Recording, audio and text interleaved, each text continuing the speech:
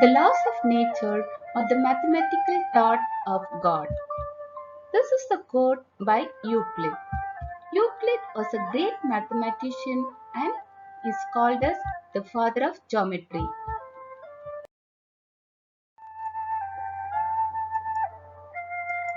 The word geometry comes from the Greek words geo means earth, metri means to measure. This branch of mathematics was studied in various forms in every ancient civilization, be it in Egypt, Babylonia, China, India, Greece, etc. The people of these civilizations faced several practical problems which required the development of geometry in various ways. For example, whenever the river Nile overflowed, it wiped out the boundaries between the adjoining fields of different landowners. After such flooding, these boundaries has to be redrawn.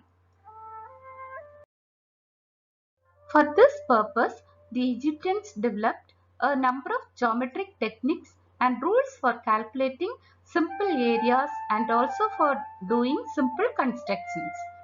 The knowledge of geometry was also used by them for computing volumes of granaries and for constructing canals and pyramids. They also knew the correct formula to find the volume of a truncated pyramid. The Harappa and Mohenjo-daro excavations shows that the Indus Valley civilization made extensive use of geometry. It was a highly organized society. The cities were highly developed and very well planned. For example, the roads were parallel to each other and there was an underground drainage system. The houses had many rooms of different types, and this shows that the town dwellers were skilled in mensuration and practical arithmetic. The length, breadth, and thickness of the bricks used for construction is of the ratio 4 is to 2 is to 1. Euclid, a teacher of mathematics at Alexandria in Egypt, collected all the known work and arranged it in his famous treatise called Elements. Euclid divided the elements into 13 chapters, each called a book. These books influenced the whole world's understanding of geometry for generations to come. Elements included three main things, namely definitions, axioms, and postulates. Let us see a few of its definitions here. First definition is a point is that which has no part. Second one, a line is breadth less length. Third, the ends of a line are points. So the ends are points. A straight line is a line which lies evenly with the point on itself. So if we arrange the points like this, we get a line. So a straight line is a line which lies evenly with the points on itself. Fifth one, a surface is that which has length and breadth only. So this is a surface, it has length and breadth, two dimensions. Sixth one, the edges of a surface are lines. So the edges are lines. Seventh one, a plane surface is a surface which lies evenly with the straight lines on itself. Like points on the line, if we arrange the lines, we get a plane. So like this. So if we arrange the lines like this, we get a plane. Starting with his definitions, Euclid assumed certain properties which were not to be proved. These assumptions are actually universal truth. He divided them into two types, axioms and postulates. He used the term postulate for the assumptions that were specific to geometry. Let us learn some of Euclid's axioms. First axiom: things which are equal to the same things are equal to one another. For example, if the area of a triangle equals the area of a rectangle and area of a rectangle equals the area of a square, then the area of triangle and square will be equal. That is, if A is equal to B and B equal to C, then A is equal to C. Next axiom: if equals are added to equals, the wholes are equal.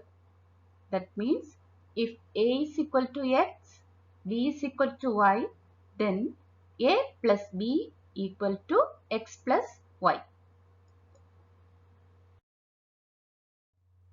Third axiom: if equals are subtracted from equals, the remainders are equal. For example, if A equal to X and B is equal to Y, then A minus B equal to X minus Y. Fourth axiom: things which coincide one another are equal to one another. That means if a triangle coincides another triangle, then they will be identical.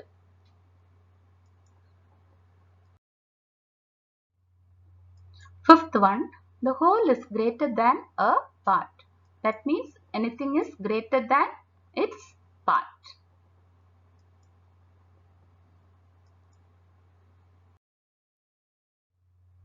Sixth one: things which are double of the same things are equal to one another. That means if we double the things, 2x equal to 2y, then x equal to y.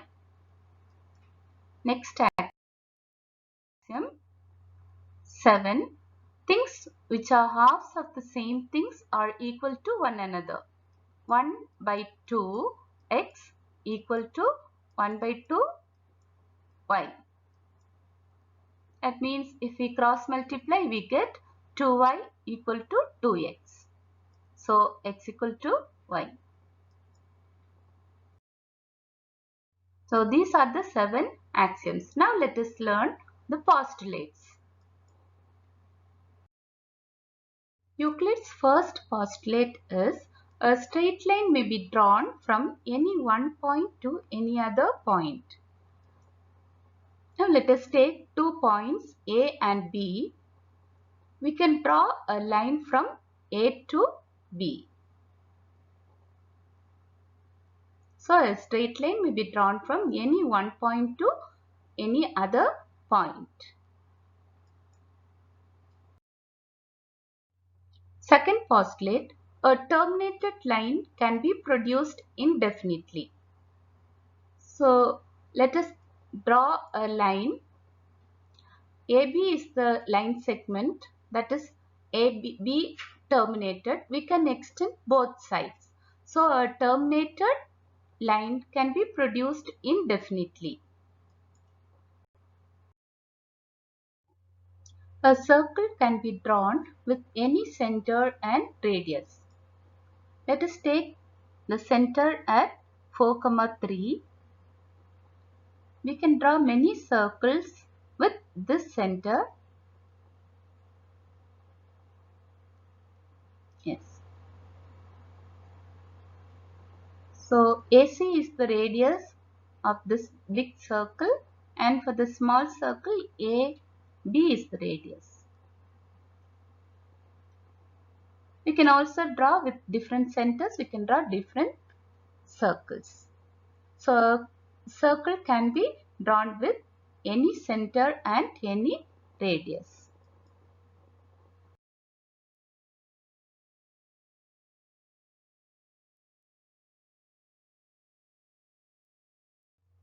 Fourth one: all right angles are equal to one another. We see in this picture a square and a rectangle, since the sides are perpendicular, all right angles are 90 degrees. Euclid's fifth postulate. For this, let us draw two straight lines. If a straight line falling on two straight lines, so here AB and CD are two straight lines. If a straight line falling on these two straight lines, they make interior angles. So here let us mark the interior angles CGH and GHA.